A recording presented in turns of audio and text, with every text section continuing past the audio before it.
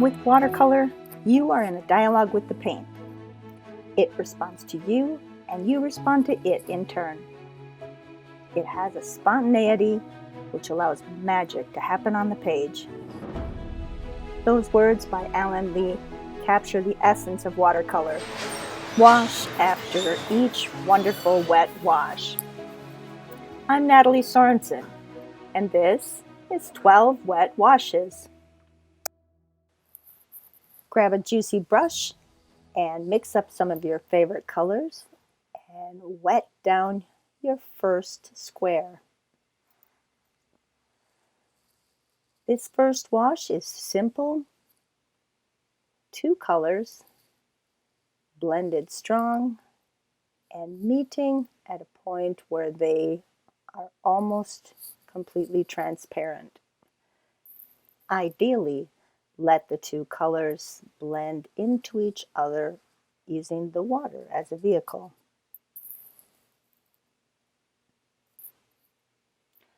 Wash 2 also begins with a fully wet square, but then paint your color around an area that you leave completely white.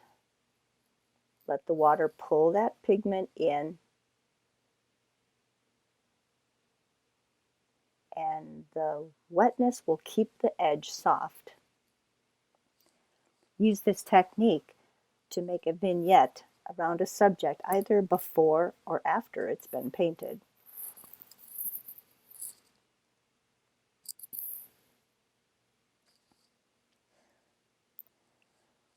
I like this technique since you're able to change up the colors used to shade the vignette, and the brush strokes themselves actually give it a texture that you just can't get with a photographic technique.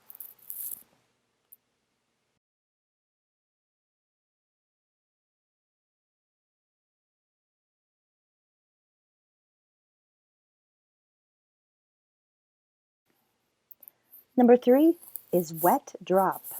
This wash begins with a wet pigment, not with a water wash first.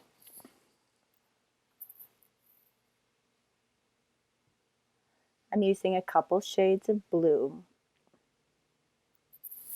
just a base that looks interesting to me. Then I'll drop clear water onto that background.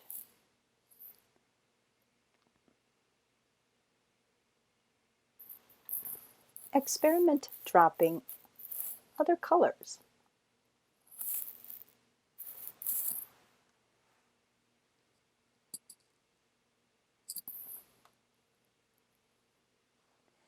Number 4 is dry on wet. Use this technique to flood a wet field with a saturated color. The pigment will bleed into all the wet areas. This can be very dramatic when you are very careful with your wet outline. It's always fun to see how these layers and blended colors bloom and how they ultimately dry.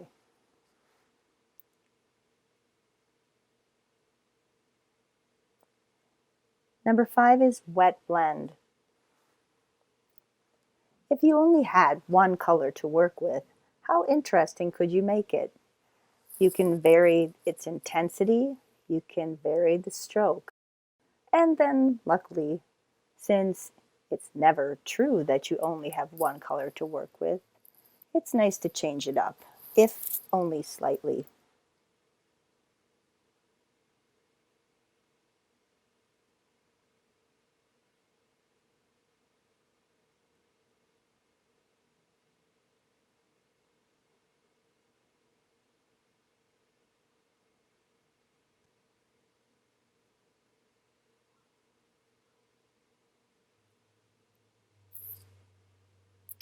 Number 6 is wet and dry.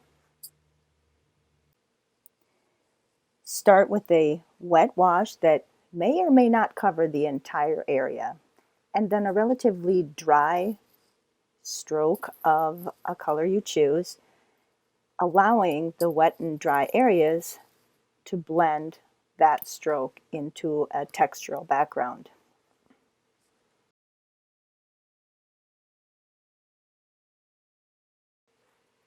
Samples 7, 8, and 9 are dirty wet washes. I divide them into color families. Number 7 is monochromatic, but I am taking some liberties with that. So in this case, greens, or any single color with its variations. You can be changing up the hue slightly or just the value. The beauty is in the subtleties.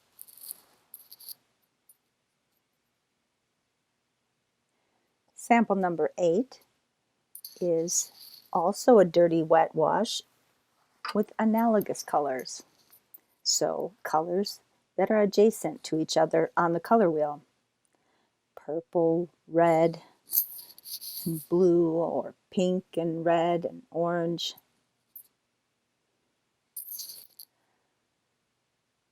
As the colors separate along the color wheel, the magic will be more and more in the way the colors merge together and how they dry.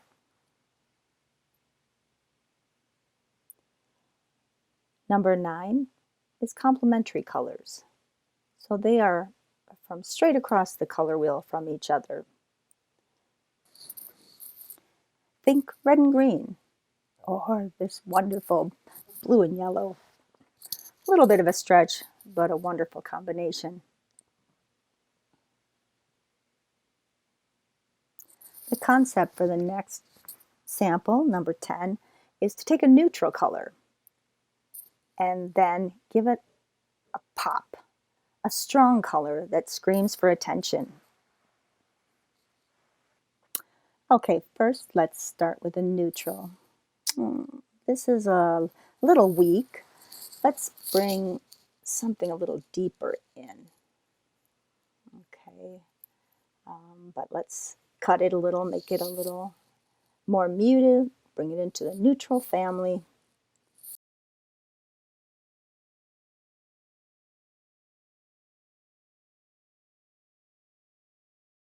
That excess, oh yeah, I like this. Get that bleeding into the different neutral areas. Maybe one more pop. Yeah, tiny piece of abstract art. Before we move ahead with swatch number 11, let's look over the different washes we've completed. There's been wet wash, white wash, wet drip, wet flood, wet blend, wet and dry, dirty wet, mono, analogous, complement, pop, dirty build, and progressive wet. Now let's get back to dirty build. Dirty build is watercolor at its best. I'm going to progress forward with whatever color I choose, never cleaning my brush. This works really nicely if you want to fill a background, as long as you move in paths that don't look too obvious. You can get an overall texture of random colors.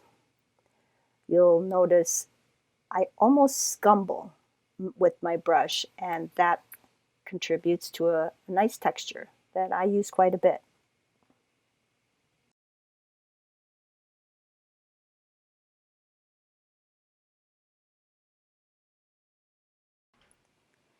The final wash is progressive wet. It's more of a brush stroke technique where, still using a dirty brush, you continue from color to color, varying slightly or dramatically to get a really exciting line.